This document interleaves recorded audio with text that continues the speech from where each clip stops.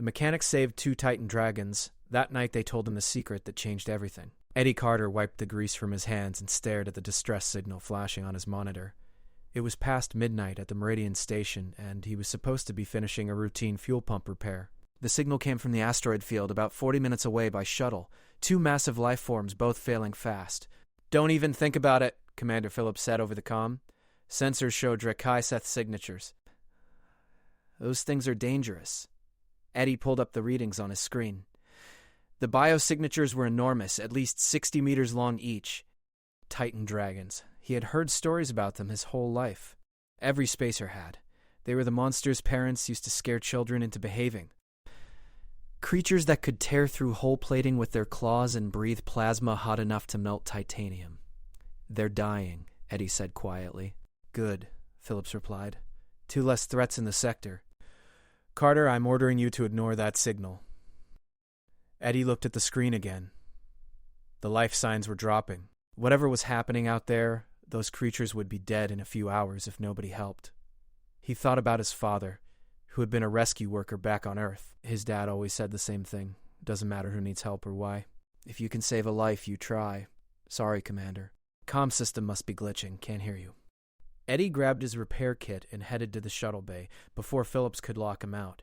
His small repair shuttle wasn't meant for rescue operations, but it had tools and a medical kit.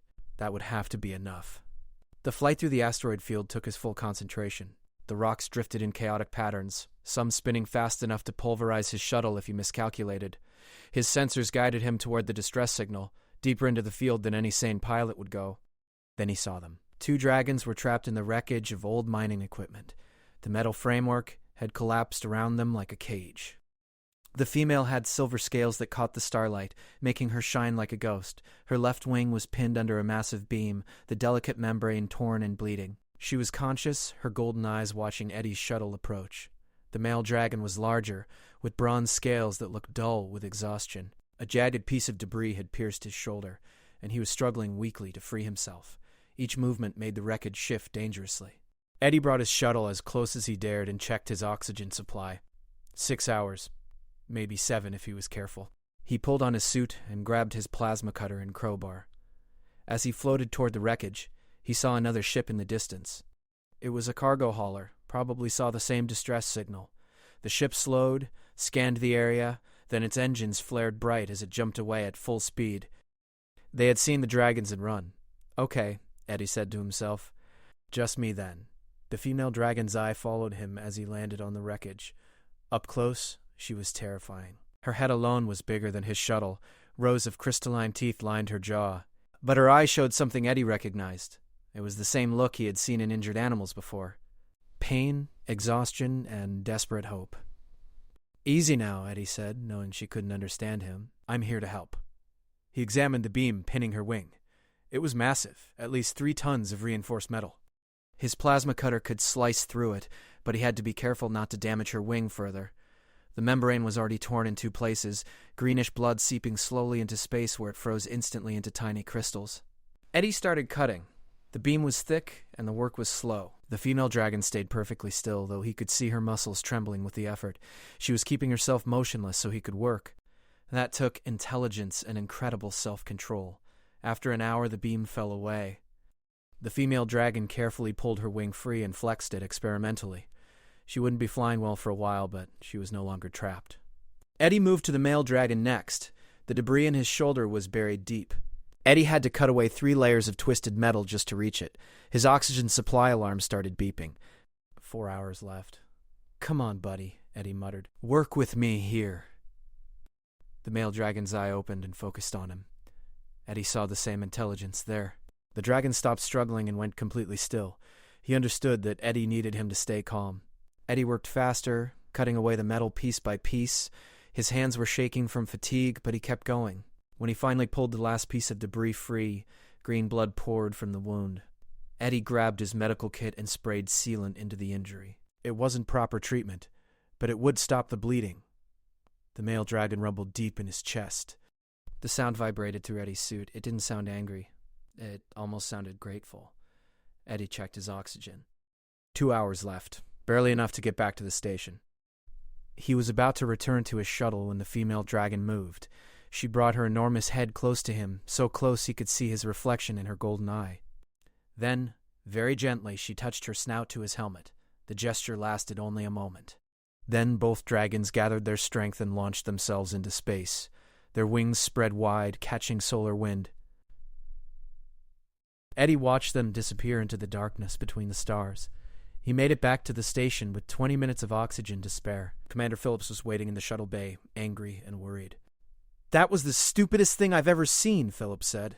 Eddie just nodded. He was too tired to argue. He filed his report, logged the incident as a successful rescue, and went to his quarters. As he fell asleep, he wondered if those dragons would survive their injuries. He hoped they would. He never expected to see them again. 3 weeks passed quietly at Meridian Station. Eddie fell back into his regular routine of fixing broken equipment and maintaining the fuel systems. Commander Phillips had given him a formal reprimand for ignoring orders, but nothing more. The story of the dragon rescue spread through the station, though most people thought Eddie was either brave or crazy. Maybe both. Eddie was alone in the main repair bay when the alarm started screaming. It was almost midnight again, his favorite time to work because the station was quiet. The alarm changed that instantly. "All personnel to secure locations," Phillips announced over the station-wide comm. 2 large objects approaching at high speed. Drakaisath's signatures confirmed. This is not a drill. Eddie's heart jumped. He ran to the nearest monitor and pulled up the sensor data. 2 biosignatures, both massive, both heading straight for the station. The defense systems were already powering up, preparing to fire on anything that came within range. "Commander, wait," Eddie called over his comm. "Let me check something." He pulled up the old data from his rescue mission and compared it to the current readings. The energy patterns matched exactly. Same size, same bioelectric signatures. It was them. The same 2 dragons he had saved. "Phillips, don't fire. It's the ones from the asteroid field." "Doesn't matter, Carter. Station protocols are clear. We defend against all Drakaisath approach." Eddie didn't wait for permission. He sprinted to the control room and physically pushed past the security officer at the defense console.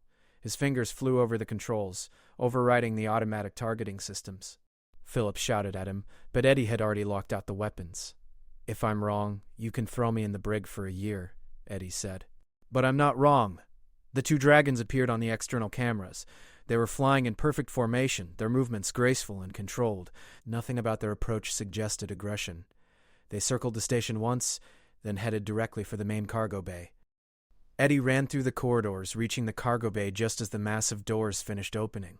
The 2 dragons landed with surprising gentleness, their claws barely making a sound on the metal floor. Station crew members watched through the reinforced observation windows, their faces pale with fear.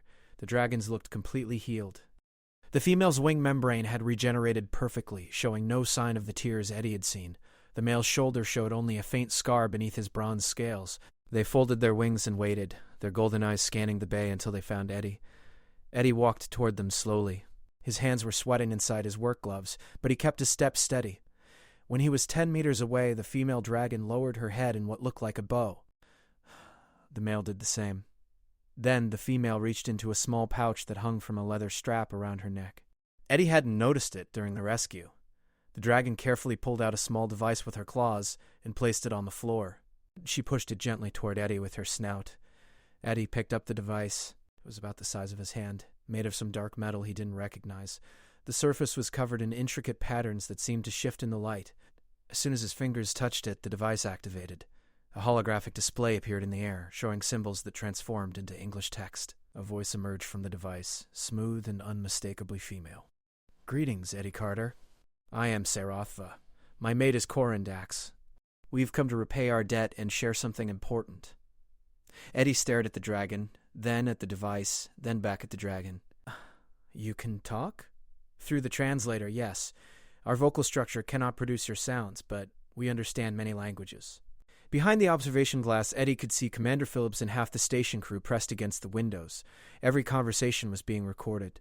Everything he said would be analyzed and reported to the Galactic Council.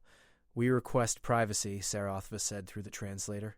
"What we must tell you should not be recorded or shared without careful consideration." Eddie looked up at the observation windows.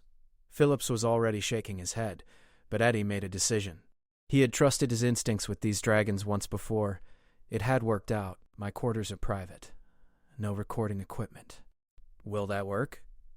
Sarathva tilted her head, considering. We cannot fit in standard crew quarters. The cargo office, then. It's attached to this bay. Big enough for you two, and I can disable the recording systems. Eddie led them to the cargo office, a large room used for processing shipment manifests. He shut down the cameras and locked the door. The two dragons settled onto the floor, their massive bodies filling most of the available space. Eddie sat in a chair facing them, the translator device in his hands. Okay, Eddie said. You saved my life by coming here to talk. The least I can do is listen. Corandax spoke for the first time, his voice deeper than Sarathva's. You risked your life to save ours. That is rare among space-going species. Most flee from us. Pfft, they fear us, Sarathva added. They believe we are monsters who kill without reason. Eddie nodded slowly. I've heard the stories. Ships destroyed, colonies attacked. Are those stories false? No, Sarathva said. They are true, but there is context your people do not know. We have destroyed ships and driven away colonies. We did so deliberately, carefully, over thousands of years. Why? Eddie asked. Sarathva's golden eyes seemed to glow brighter. Because we are not predators, Eddie Carter. We are guardians. And the thing we have been guarding for 40,000 years is beginning to wake up. If it fully awakens, every civilization in this sector will tear itself apart from within. Eddie felt his mouth go dry. What thing? Something old, Corandax said quietly. Something that feeds on violence and hatred. Something that turns every species it touches into destroyers. Every species except, perhaps, yours. Sarathva leaned forward. That is why we have come. To ask for your help, and to tell you the secret that changes everything. Sarathva's scales shimmered in the dim light of the cargo office. She shifted her position, her tail curling protectively around Corandax. Eddie waited, his heart pounding. The translator device felt heavy in his hands. 40,000 years ago, my ancestors discovered an anomaly in the Viridian Nebula, Sarathva began. At first, they thought it was a natural phenomenon. Strange energy readings, unusual subspace distortions. But then the research team began to change. Change how? Eddie asked. They became suspicious of each other. Paranoid. Within weeks, they were fighting over small disagreements. Within months, they tried to kill one another. Only two survived to bring back a warning. They called the entity the Void Choir. Corandax took over the story. Our people studied it from a safe distance for decades. We learned that it is a form of collective consciousness, but unlike anything else known to exist, it feeds on negative emotions. Anger, fear, hatred, aggression. These things make it stronger and draw it toward wakefulness. Eddie felt a chill run down his spine. What happens when it wakes up? It spreads, Sarathva said quietly. Not through physical space, but through the minds of thinking beings. It amplifies their worst impulses. Makes them see enemies everywhere. We found records of 7 civilizations that existed in this sector before ours. All of them destroyed themselves completely. We believe the Void Choir was responsible. When we discovered it, the entity was in deep dormancy. Corandax continued. It had been sleeping for thousands of years, growing weaker without conflict to feed on. My ancestors made a choice. They would keep it asleep by preventing war and aggression near the nebula. Eddie understood now. That's why you attack ships. Why you scare everyone away. Yes, Sarathva said. We created our reputation deliberately. We made ourselves into monsters so that other species would avoid this entire sector. For millennia, it worked. Ships stayed away. Colonies were built elsewhere. The Void Choir remained asleep. But something changed, Eddie said. Corandax nodded his massive head. Technology improved. Species became braver. 20 years ago, mining companies began exploring the outer edges of the nebula. We drove them away, but they kept coming back. Each conflict, each act of violence, even our own defensive actions, fed small amounts of energy to the entity. It is 73% awakened now, Sarathva said. We can feel it stirring. Soon, it will be strong enough to reach out on its own, to touch the minds of beings light years away. And there is a mining consortium that plans to begin excavation in the nebula's core in 3 weeks. Eddie stood up and paced the small space between the dragons. Can't you just destroy the nebula? Blow it up or seal it somehow? The Void Choir is not a physical being, Corandax explained. It exists partially in normal space and partially in subspace. It has woven itself into the fabric of reality in that region. If we tried to destroy it with conventional weapons, we would collapse the jump routes for 30-star systems. Billions of beings would be stranded, cut off from trade and supplies. So what's the solution? Eddie asked. Sarathva's eyes locked onto his. It must be put back into deep sleep. The entity is not evil in a way your people would understand. It simply is. Like a plant that grows toward sunlight, it grows toward conflict. If we can overwhelm it with something it cannot process, something completely opposite to its nature, it will retreat back into dormancy. And that's where humans come in, Eddie said slowly. Yes, Sarathva confirmed. We have been watching your species since you reached deep space. You are different from every other space-going civilization we have encountered. Corondax's voice carried a tone that might have been respect. Most species expand through conquest or careful calculation. They compete, they dominate, they control. But humans cooperate with species completely unlike yourselves. You make friends with beings you should fear. You help strangers for no benefit. We have studied your history, Sarathva added. You have capacity for terrible violence, yes. But you also have something unique. You can feel empathy for beings completely different from yourselves. You create art, music, stories. You solve problems through creativity rather than force. Eddie thought about the rescue 3 weeks ago. He had helped the dragons because it felt right, not because he expected anything in return. What does this have to do with the Void Choir? Human brain chemistry creates patterns the entity cannot process, Sarathva explained. When humans cooperate, when they create, when they show compassion, they generate what we call dissonance. The Void Choir tried to influence 3 human exploration teams over the past decade. Each time, it failed. Your people became confused but did not turn violent. They talked through their problems instead of fighting. Every other species we tested became hostile within hours, Corondax said grimly. Humans are the only ones who resist. Eddie sat back down, his mind racing. You want humans to go into the nebula? We need a team of humans to enter the core with us, Sarathva said. Not soldiers. We need people who build, who create, who connect with others. Engineers, artists, teachers, anyone whose nature is to solve problems peacefully. If enough humans can maintain their emotional state in the entity's presence, they will create a harmony field. The entity will be overwhelmed by patterns it cannot understand or feed upon, Corondax continued. It will retreat into deep sleep to escape the dissonance. We can then use ancient technology to seal it more completely. Eddie rubbed his face with both hands. Why me? Why tell me all this? Because you proved what humans are capable of, Sarathva said gently. You saw 2 dangerous creatures and chose to help rather than flee. That choice, that compassion, is exactly what we need. We cannot force anyone to do this. The volunteers must choose freely, or the harmony field will not work. Will it be dangerous? Eddie asked. Extremely, Corondax admitted. The Void Choir will try to turn the team against each other. It will show them their worst fears, amplify their doubts. Some may not survive mentally intact. Eddie looked at both dragons. They had trusted him enough to share this secret. They were asking, not demanding.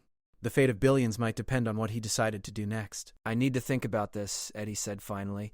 And if I agree, I'll need time to find the right people. We have 3 weeks, Sarathva said. After that, the mining consortium breaks the final containment layer, and the Void Choir will be unstoppable. Divertian Nebula appeared on their screens on the 4th day.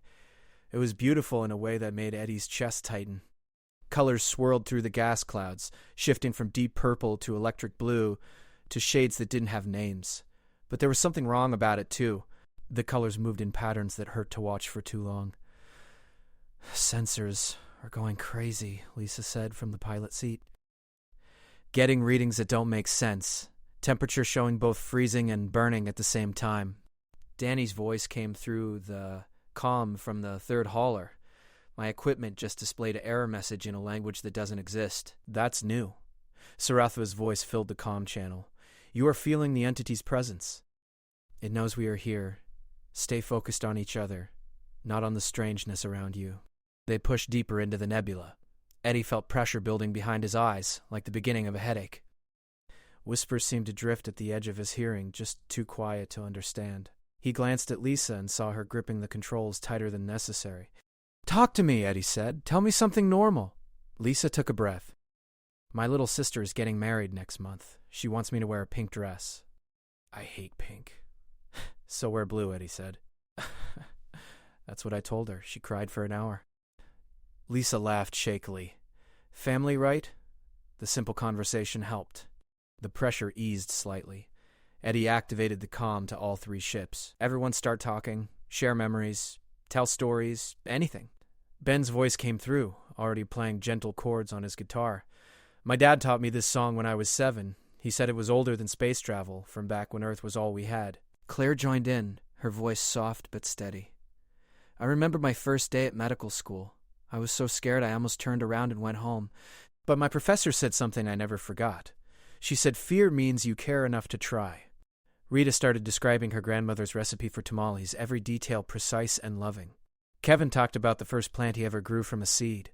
Danny told a terrible joke about a spacewalker and a broken helmet that somehow made everyone laugh. They reached the heart of the nebula an hour later.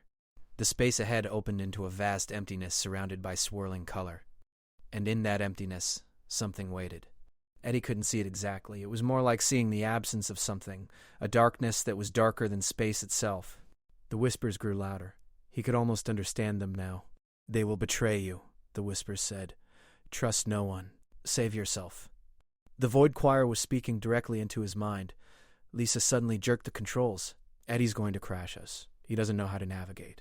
I should take over completely. Lisa, not touching the controls, Eddie said carefully. That's not me thinking those thoughts. It's the entity. Lisa blinked, shook her head. Right. It felt so real. Activate the amplification devices, Saratha commanded. Now. Eddie reached for the strange crystal device the dragons had given them. The moment his fingers touched it, he felt warmth spread through his chest. Around the 3 ships, the other team members were doing the same. The devices began to hum in harmony. Remember why you're here, Corandax said. Remember what matters. The Void Choir's presence pressed harder. Eddie saw shadows moving at the corners of his vision. The whispers became shouts, accusing his team of planning to abandon him, claiming the dragons were using them all as sacrifices. Ben started playing louder, his fingers flying over the guitar strings. The melody was fierce and joyful at the same time. Come on, everyone, sing if you know it. Claire's voice joined his, then Rita's, then others. Some of them didn't know the words and just hummed along. It didn't matter. The sound was human and warm and alive. Eddie felt tears on his face without knowing why he was crying. He thought about his father, about saving lives, about the moment a dragon touched his helmet in gratitude. He thought about Lisa's sister and her pink dress, about Claire's gentle hands healing injured workers, about Ben's terrible jokes that made people smile even on bad days. The darkness ahead recoiled slightly. It's working, Saratha said with wonder in her voice. Keep going. Kevin started talking about his garden, describing each plant with love and detail. Rita shared the story of teaching her nephew to cook. Danny talked about the first time he fixed a broken comm system and heard a family reunite across light years. Each story, each memory, each moment of connection pushed back against the emptiness. The Void Choir thrashed in confusion. It tried to show them terrible visions, futures where everyone they loved died, pasts where their choices had led to disaster. But the team held together. When one person wavered, another steadied them. When fear crept in, someone made a joke or shared a happy memory. Eddie understood now what made humans different. Other species might be stronger or smarter or more advanced, but humans had learned to carry each other. They had learned that connection was stronger than isolation, that hope could survive in darkness, that love was not a weakness but a foundation. The entity could not feed on any of that. Saratha and Corandax flew into position, their bodies glowing with ancient energy. They channeled power through crystalline formations hidden in the nebula, patterns their ancestors had placed millennia ago. The energy responded to the harmony field the humans were creating, building on it, amplifying it. The Void Choir screamed without sound.